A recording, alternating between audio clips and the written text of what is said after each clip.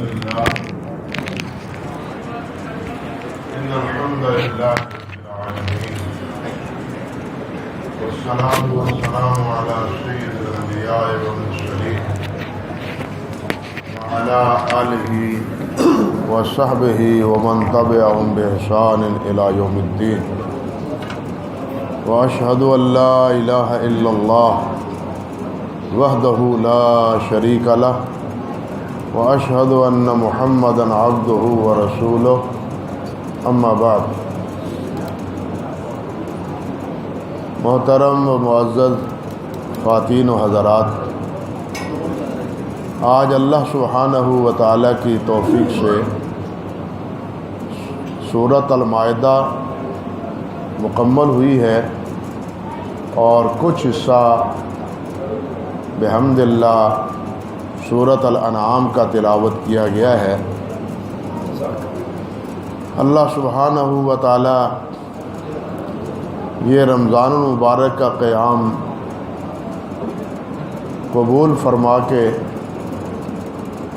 ہم گناہ گاروں کو اپنے پیارے پیغمبر صلی اللہ علیہ وسلم کے اس فرمان کا مصداق بنا دے جس میں آپ نے یہ بات ارشاد فرمائی ہے کہ من قام رمضان غفر له ما تقدم من ذنبه،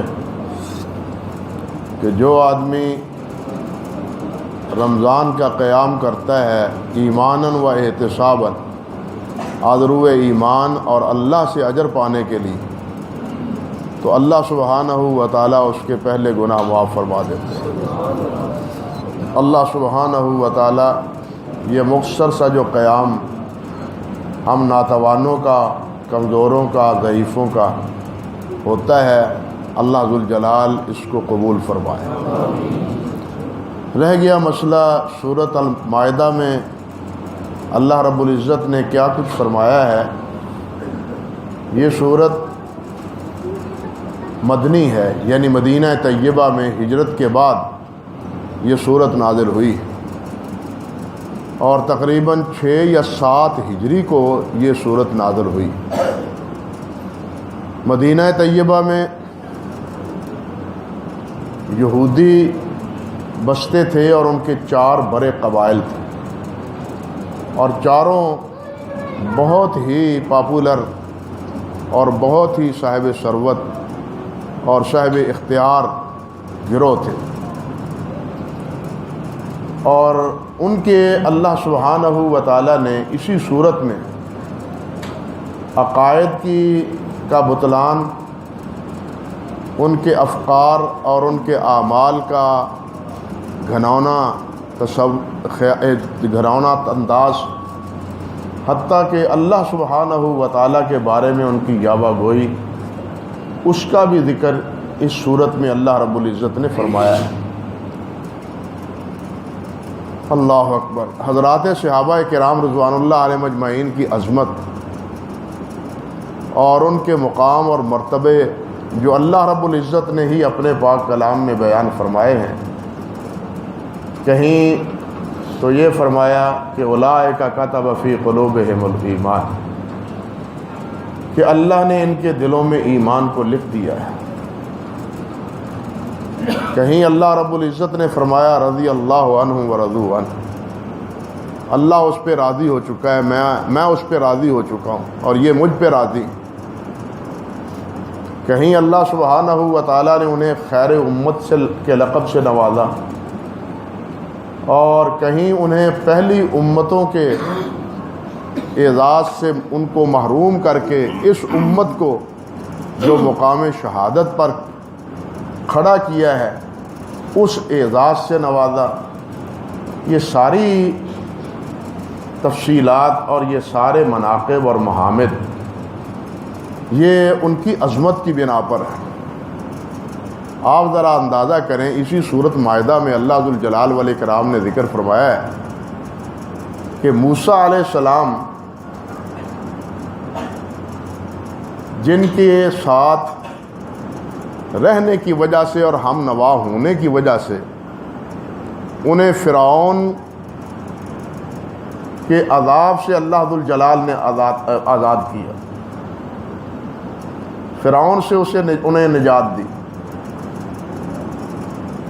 لیکن اللہ کے پیغمبر نے جب انہیں یہ کہا کہ یہ عمالقہ ایک قوم ہے بڑی سخت گیر اور نہایت منکر، مشرکانہ اور کافرانہ ان کے عقائد ہیں، چلو ان کے خلاف اقدام جہاد کرو، موسیٰ علیہ السلام نے یہ کہا۔ اب دیکھیے کہ یہی قوم وہ کہ جن کو اللہ سبحانہ و تعالیٰ نے اتنی محبتوں اور چاہتوں سے نوازا کہ 40 سال تک تقریباً انہیں من و سلوہ کھلایا، پکے پکائے کھانے ان کے لیے آتے رہے، اور اس صحرا میں، صحرائے سینا میں سایہ دار درخت تو نہیں تھے، سائے کے لیے اللہ ذوالجلال نے بادل انہیں عطا فرما دیے، بادل بھجوا دیے۔ اللہ ذوالجلال والاکرام نے ان کی لڑائی اور جھگڑا ختم کرنے کے لیے اس میدان میں ایک پتھر سے 12 چشمے جاری کر دیے تاکہ وہ جناب چشموں کا پانی پئیں اور پکے پکائے کھانے تناول کریں۔ یہ سب کچھ وہ انعامات اللہ ذوالجلال کے موسیٰ علیہ السلام کی وجہ سے کھا رہے ہیں اور پا رہے ہیں۔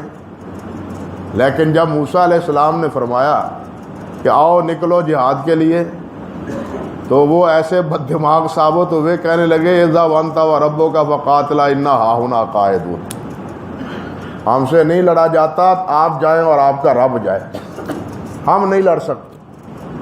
آپ اندازہ کیجئے کتنی ناشکری قوم، کتنی ناشکری قوم تھی کہ اتنے انعامات اللہ تعالیٰ کی طرف سے، اور اللہ رب العزت کا پیغمبر ایک حکم دیتا ہے اور وہ اتنی بے رخی اختیار کرتے ہیں کہ یقین جانیے کہ آج اس جملے کی الفاظ کے معانی کی حقائق بیان کرتے ہوئے بھی شرم محسوس ہوتی۔ لیکن قربان جائیں حضرات صحابہ کرام رضوان اللہ علیہ اجمعین پر، احد کے میدان میں جب رات کو واپس پلٹے احد کے میدان سے، تو گھر 70 افراد تو شہید ہو چکے، اور جتنے باقی بچے ہیں وہ سب زخمی ہیں، گھروں میں مرہم پٹی ہو رہی ہے، ہر گھر ماتم کدہ بنا ہوا ہے، ہر گھر میں افسردگی ہے۔ رات کو نبی علیہ الصلوۃ والسلام کو پتہ چلتا ہے کہ ابو سفیان اور اس کے دوسرے ساتھی وہ مکہ مکرمہ کا رخ بدل کے دوبارہ حملہ آور ہونا چاہتے ہیں مدینہ طیبہ پر۔ اور یہ ارادہ انہوں نے کیا کیوں کہ ہم اگر جا کے کہیں گے کہ ہم حمزہ کو شہید کر آئے ہیں، 70 ان کے مار کے آئے ہیں، کون مانے گا ہماری بات؟ ہمارے پلے، ہمارے ہاتھ میں تو کوئی چیز ہے نہیں، ثبوت تو ہے نہیں، یہ تو کوئی بعد میں آ کے بتلائے گا نا کہ واقعی وہ شہید ہوئے ان کے افراد، اور نبی علیہ السلام جو ہے محمد صلی اللہ علیہ وسلم وہ بھی زخمی ہوئے، مانے گا کون؟ ہمارے پاس ثبوت کیا ہے؟ ثبوت ہوتا تھا مال غنیمت، جو شکست قوم کھاتی تھی اس کا مال لیا جاتا اور وہ ثبوت کے طور پر پیش کیا جاتا، دیکھو ہم میدان مار کے آئے، ہمارے ہاتھ میں تو ہے کچھ نہیں، چلو مدینہ طیبہ حملہ کرو، تاکہ کچھ نہ کچھ ثبوت کے لیے تو جائیں۔ اب اس نیت کا پتہ چلتا ہے حضرت محمد رسول اللہ صلی اللہ علیہ وسلم، آپ رات کو ہی حکم دیتے ہیں کہ صبح پھر نکلنا ہے، اور کنہوں نے نکلنا ہے؟ صرف انہوں نے نکلنا ہے جو کل میرے ساتھ احد میں ساتھی تھے، اور نیا ساتھی اس میں نہ جائے، نہ ساتھی اس میں کوئی نہ شامل ہو، وہی شامل ہوں جنہوں نے کل احد میں میرا ساتھ دیا ہے۔ اب آپ اندازہ کریں کہ وہ کٹے پھٹے زخم خوردہ جن کے 70 ثبوت شہید ہو چکے، اور ہر گھر میں کوئی نہ کوئی زخمی پڑا ہے، کسی کی زبان پہ حرف شکایت نہیں ہے کہ اس حالت میں ہم کیسے جائیں؟ پہلے ہی ہمیں کوئی کم مار پڑی ہے، زخمی ہیں ہم، دل ٹوٹے ہوئے ہیں اور اعضاء بھی ہمارے زخمی ہیں، ہم کیسے جائیں؟ لیکن کسی نے بھی یہ حرف شکایت زبان پہ نہیں لائے، کوئی بھی نہیں لایا، بلکہ اسی وقت نبی علیہ الصلوۃ والسلام کی آواز پر لبیک کہا ہے۔ یہ ہے عظمت صحابہ کرام کی، ان کے ایمان کی گواہی، ان کی وفاداری، ان کی جانساری کے قصے اگر قرآن نے بیان کیے ہیں تو اس کردار کی وجہ سے بیان کیے۔ یہودیوں کا کردار ایک طرف ہے اور ایک طرف نبی کریم صلی اللہ علیہ وسلم کے ان پیروکاروں کا کردار، اور یہی پہلو اس کے مد مقابل عیسائیوں کا بھی ہے۔ اگرچہ قرآن مجید میں یہاں ذکر نہیں ہے، لیکن صرف مناسب سمجھتا ہوں کہ وہ بھی آپ کے سامنے رکھ دوں کہ عیسیٰ علیہ السلام کو جس وقت یہودیوں نے سازش کر کے پکڑوانے کی کوشش کی، وہ تو اللہ ذو الجلال والاکرام کی حکمت تھی اور اللہ کا فیصلہ تھا کہ عیسیٰ علیہ السلام کا بال بگا نہیں ہوگا، دشمن تمام تر کوشش کے باوجود نامراد اور ناکام ہوگا، اور عیسیٰ علیہ السلام کی حفاظت میں اپنے رسول کی آپ خود حفاظت کروں گا، اور اللہ نے کی، اللہ نے حضرت عیسیٰ علیہ السلام کی حفاظت کی۔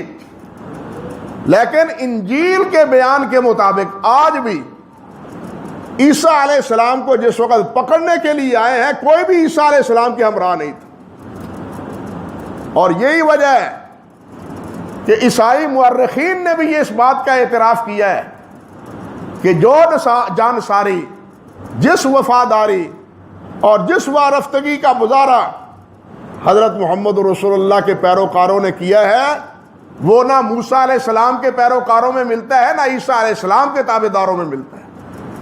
یہ انہوں نے بھی اعتراف کیا۔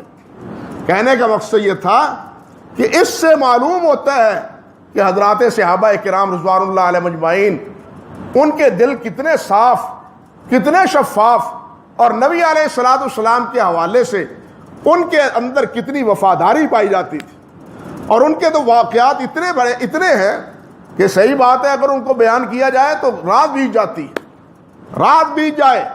جس طرح انہوں نے جانساری کی مثالیں رقم کی ہیں نبی کریم صلی اللہ علیہ وسلم کی حفاظت کے حوالے سے، اللہ اکبر کبیرہ۔ ان کی نالائکی کی انتہا دیکھیے یہودیوں کی، اسی پارے میں اسی صورت میں اللہ نے فرمایا، کہنے لگے حرزہ سرائی کی انتہا دیکھیے، ید اللہ مغلولہ معاذ اللہ ثم استغفر اللہ، اللہ کچھ خرچ ہی نہیں کرتا، اللہ نے ہاتھ بند کر لیے، مٹھیاں بند کر لی ہیں، ید اللہ مغلولہ، اللہ کچھ خرچ نہیں کرتے۔ اللہ ذو الجلال نے فرمایا میرے ہاتھ دونوں کھلے، رات دن خرچ کرتا ہوں، جس کو جو ضرورت ہوتی ہے میں دیتا ہوں، اس اپنی حکمت کے مطابق، اپنے فیصلے کے مطابق۔ میرے ہاتھ مبسوطتان، دونوں کھلے ہیں، میرے ہاتھ بند نہیں ہیں۔ یہودیوں نے موسیٰ علیہ السلام کی توہین ہی نہیں کی، اللہ کی توہین بھی کی، یعنی اللہ رب العزت پہ اعتراض کرنے سے بھی انہوں نے گریز نہیں کیا۔ یہ کردار ہے ان کا۔ اور اسی طرح عیسائیوں کی عقیدہ ہے، عیسائیوں کے بارے میں بھی اللہ ذو الجلال والاکرام نے صاف صاف بتلایا ہے۔ ان میں دو گروہ تھے، ایک وہ تھا جو حلول کا قائل تھا، کہتے تھے ان اللہ هو المسیح ابن مریم، کہ عیسیٰ علیہ السلام ہی اللہ ہے۔ حلول یعنی اللہ ذو الجلال عیسیٰ علیہ السلام میں حلول کر گیا، اس وجود میں اللہ ذو الجلال آ گیا۔ ایک ذہن تھا، یہ تھا۔ ایک ذہن یہ تھا عیسائیوں میں کہ تین الہ ہیں، روح القدس، مریم صدیقہ اور عیسیٰ علیہ السلام۔ اللہ ذو الجلال نے ان دونوں فکروں کی تردید کی، فرمایا لقد کفر الذین قالوا ان اللہ ثالث ثلاثہ، لقد کفر الذین قالوا ان اللہ هو المسیح ابن مریم۔ ان دونوں کی تردید کی کہ جو کہتا ہے کہ عیسیٰ علیہ السلام ہی اللہ ہے وہ بھی کافر، اس کا ایمان اسلام کے ساتھ کوئی تعلق نہیں۔ جو تین الہ بناتا ہے وہ بھی کافر، اس کا اللہ پر ایمان کا کوئی ناتا اور کوئی تعلق نہیں ہے۔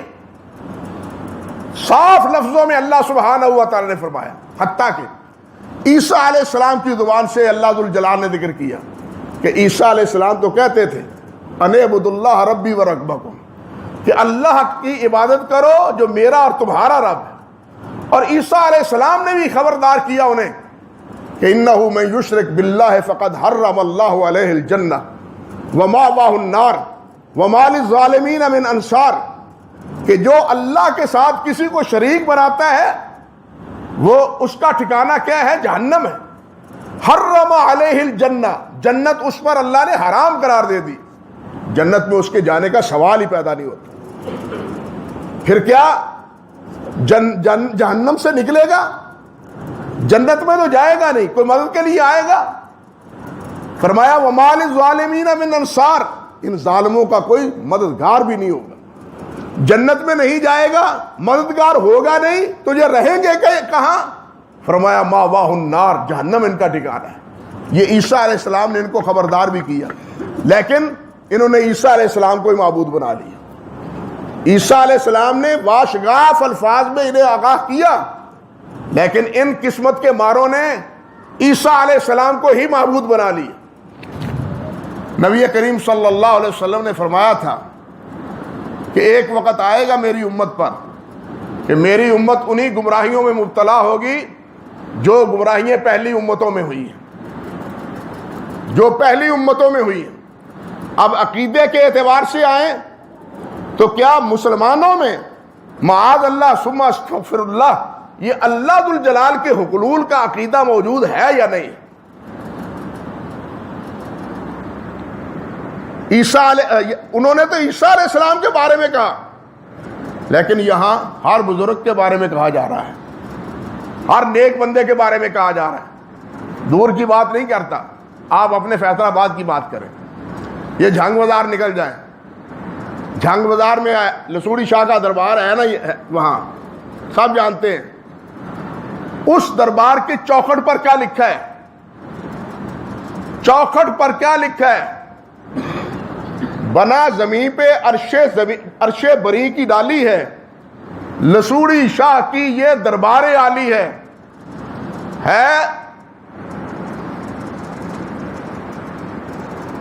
اسم اور جسم کے پردے میں عین ذات خدا ہے، اسم اور جسم کے پردے میں عین ذات خدا، دلوں کا نور ہے، دونوں جہاں کا والی ہے۔ اب آپ بتلائیے حلول اور کیا ہوتا ہے؟ اور حلول کیا ہوتا ہے؟ گوشت پوشت میں کہا کہ اللہ ذو الجلال ہی ہے، اور یہ پتہ نہیں کتنے کتنے حضرات کو کہا جاتا ہے۔ نبی علیہ السلام کے بارے میں بھی یہی عقیدہ ہے، حضرت علی رضی اللہ تعالیٰ عنہ کے بارے میں بھی یہی عقیدہ ہے۔ نبی علیہ السلام کے بارے میں کہا جاتا ہے نور وحدت کا ٹکڑا ہمارا نبی، نور وحدت کا ٹکڑا ہمارا نبی۔ اب بتلائیے جب نور وحدت کا ٹکڑا جدا ہوا ہے تو یہ اللہ ذو الجلال والاکرام کی وحدانیت اور اللہ ذو الجلال کا لا شریک ہونا یہ باقی رہ جاتا ہے۔ جب اس ٹکڑے سے، اس گلاس کے پانی سے ایک حصہ جدا کر کے ایک اور وجود دے دیا جائے اس کو، تو یہ لا شریک رہتا ہے، یہ واحد رہتا ہے۔ لیکن ہم نے کہا کہ نور وحدت کا ٹکڑا ہمارا نبی، اور یہاں یہ بھی حضرت علی کے بارے میں کچھ نے یہ کہا، کلمہ بنایا، لا الہ الا اللہ محمد رسول اللہ علی اللہ۔ آپ نہیں جانتے اسماعیلیہ کا قاعدہ جو ہے نا، ابتدائی قاعدہ اسماعیلی فرقے کا، یہ بورے بھی اور اسماعیلی بھی، ان کا کلمہ یہ ہے لا الہ الا اللہ محمد رسول اللہ علی اللہ۔ اب علی کو کیا کہا؟ اللہ۔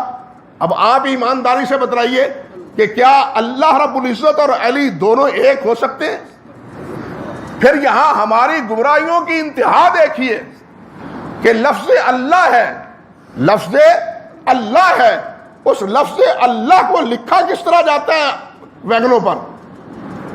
یعنی اللہ کو اس طرح لکھا جاتا ہے، اس میں الف محمد کا صلی اللہ علیہ وسلم، علی کا، فاطمہ کا، حسن کا، حسین کا، گویا 5 کا مجموعہ اللہ ہے۔ بتلائیے انہوں نے تو 3 کا مجموعہ اللہ کہا تھا، ثالث و ثلاثہ کہا تھا، ہم نے 55 بنا دیا۔ ہم نے اور ان میں کیا فرق ہوا؟ سوچنا چاہیے ہمیں زندگی سے۔ فکر کرنی چاہیے ہمیں کہ ہم کس گمراہیوں میں مبتلا ہو رہے ہیں۔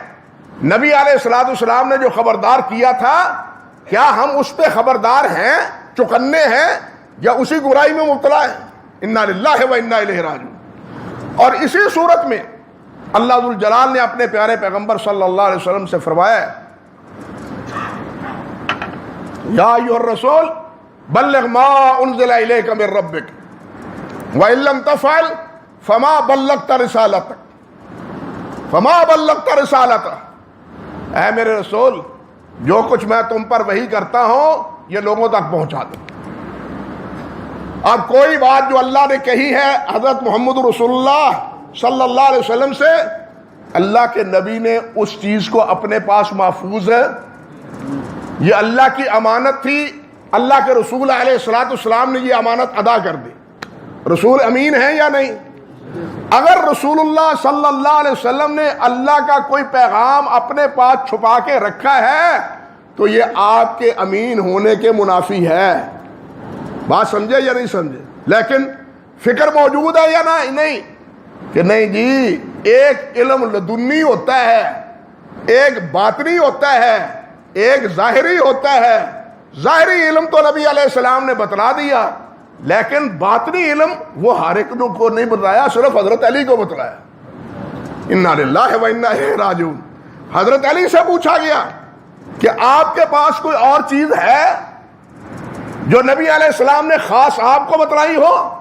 حضرت علی رضی اللہ تعالیٰ عنہ نے فرمایا، میرے پاس کوئی چیز ایسی نہیں جو امت کو اللہ کے رسول نے بتلائی ہو اور مجھے خاص میرے لیے اللہ کے رسول نے مجھے فرمایا ہو۔ میرے پاس کوئی چیز ایسی موجود نہیں ہے۔ تردید کی حضرت علی رضی اللہ تعالیٰ عنہ نے، لیکن اس کے باوجود فکر موجود ہے۔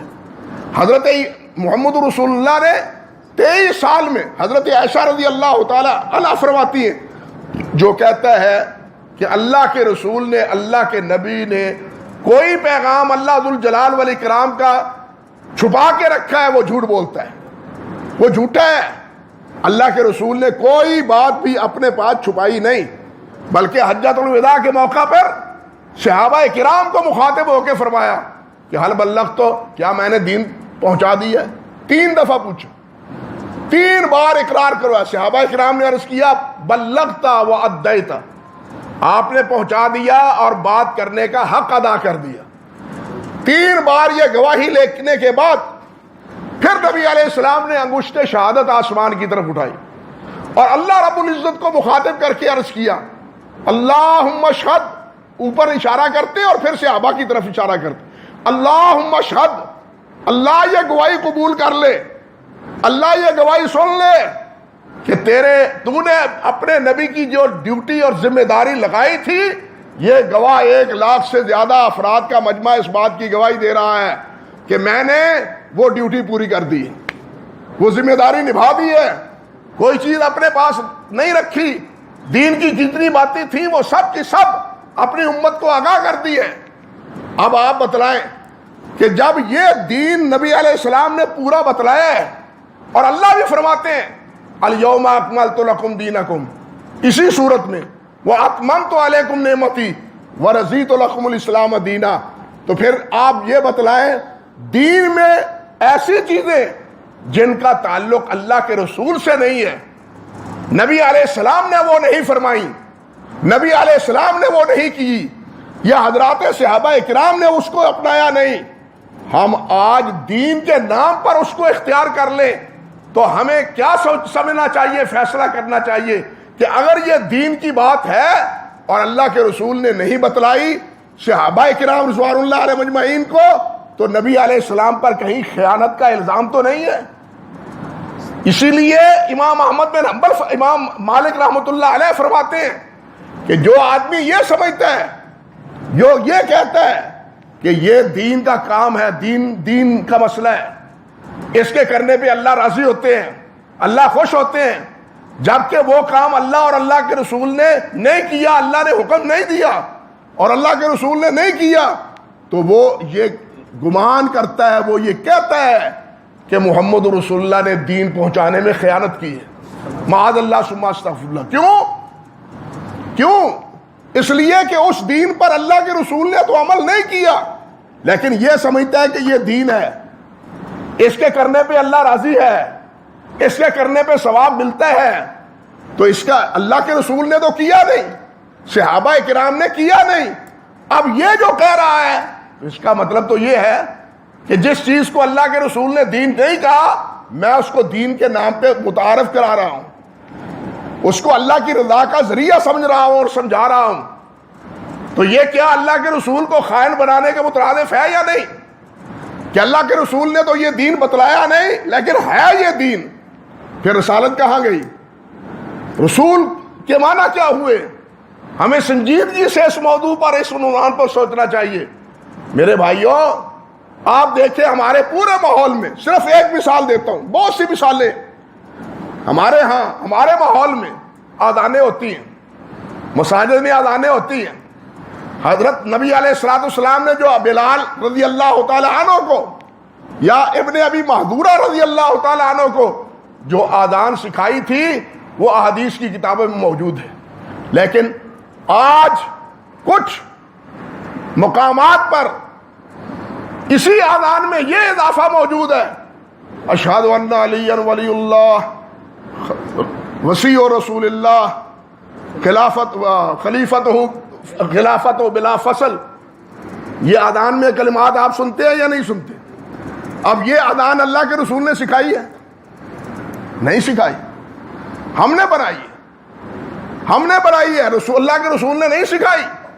اس کا دین کے ساتھ، رسول اللہ کے دین کے ساتھ کوئی تعلق نہیں ہے۔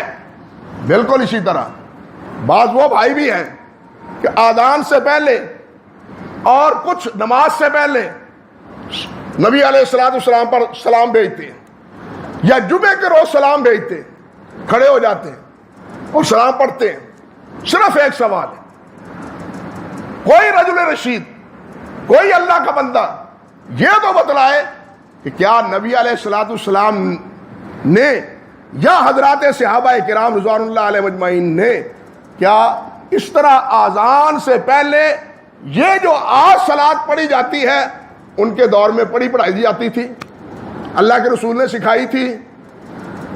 یا جمعے کے بعد جو صلاۃ آج پڑھی جاتی ہے؟ کہنا چاہیے کہ جناب سلام کے یہ الفاظ ہیں، سلام میں کیا حرج ہے؟ بھائی شاعر تو نبی علیہ السلام کے حضرت حسان بھی تھے، سلام کے الفاظ وہ بنا سکتے تھے یا نہیں بنائے؟ وہ کفار کے مد مقابل وہ نبی علیہ السلام کے دفاع میں ان کا قصیدہ موجود اور ان کے اشعار کتابی شکل میں موجود، لیکن کیا سلام کے الفاظ وہ نہیں پیش کر سکتے تھے نبی علیہ السلام کی تائید میں، آپ پر سلام کے لیے؟ لیکن انہوں نے یہ اختیار نہیں کیا، نہ نبی علیہ السلام نے انہیں فرمایا۔ نبی علیہ السلام کے دفاع میں خود نبی علیہ الصلوۃ والسلام ممبر اپنا دیتے حضرت حسان کو اور دعا کرتے اللہم ایدہ بروح القدس، اللہ جبرائیل کے ذریعے حسان کی مدد کر، حسان کی روح القدس جبرائیل کے ذریعے مدد کر۔ اور حضرت حسان کفار کے اشعار کے مقابلے میں نبی علیہ الصلوۃ والسلام کے دفاع میں اشعار پڑھتے، نعت پڑھتے، یہ کیا حضرت حسان نے، درست۔ لیکن یہ جو سلام نماز سے پہلے یا اذان سے پہلے یا بعد میں ہے، کیا حضرت حسان نے کی ہے؟ نبی علیہ السلام نے کی ہے؟ ہاں نبی علیہ السلام نے کی ہے؟ جب نہیں ہے تو پھر اس کو دین کے نام پہ متعارف کرانا، اس کا کیا معنی ہے؟ کہ نبی علیہ الصلوۃ والسلام یہ دین تھا، بڑی اہم ضرورت تھی اور بہت ضروری چیز تھی، لیکن نبی علیہ السلام نے بتلائی نہیں، ہے بہت اچھی۔ اس کا مطلب ہے جس کو اللہ کے رسول نے دین نہیں سمجھا ہم اس کو دین سمجھ رہے ہیں، یہی مطلب ہوا نا، ہم اس کو دین سمجھ رہے ہیں۔ اللہ کے رسول نے جس کو دین نہیں سمجھا، اور یہ دین کس نے دیا ہے ہمیں؟ اللہ کے رسول نے دیا ہے، اللہ کے ذریعے، اللہ کے رسول نے، اللہ کے دین رسول کے ذریعے اللہ تعالیٰ نے ہمیں یہ دین دیا ہے۔ تو یہ دین نہ میری مرضی کا ہے نہ آپ کی مرضی کا ہے، یہ دین کس کی مرضی کا ہے؟ اللہ کی مرضی کا، اللہ کے رسول صلی اللہ علیہ وسلم کے دینے کے ذریعے۔ یہ راستہ اختیار جب تک نہیں کریں گے اس وقت تک ہمارے لیے خطرات ہی خطرات۔ اور یہ آیت بتلاتی ہے کہ جو حضرات اللہ کے رسول صلی اللہ علیہ وسلم سے ہٹ کے کوئی اور طریقہ ایجاد کرتے ہیں، اختیار کرتے ہیں، جس کا تعلق دین کے ساتھ نہیں ہے، اللہ کے رسول کے ساتھ نہیں ہے، اس کو دین کے طور پر متعارف کراتے ہیں، تو وہ در حقیقت اللہ ذوالجلال کے پیارے پیغمبر صلی اللہ علیہ وسلم پر الزام دھرتے ہیں کہ اللہ کے رسول نے دین کو کامل طور پر پہنچانے میں معاذ اللہ ثم استغفر اللہ خیانت کی۔ آپ بتلائیے یہ کتنا گھناؤنا الزام ہے اس فکر کے نتیجے میں حضرت محمد رسول اللہ پر۔ جس چیز کا اقرار اور جس چیز کا اظہار حضرات صحابہ نے کیا ہے، آج ہماری راہ اور ہمارا رخ اس سے بالکل مختلف۔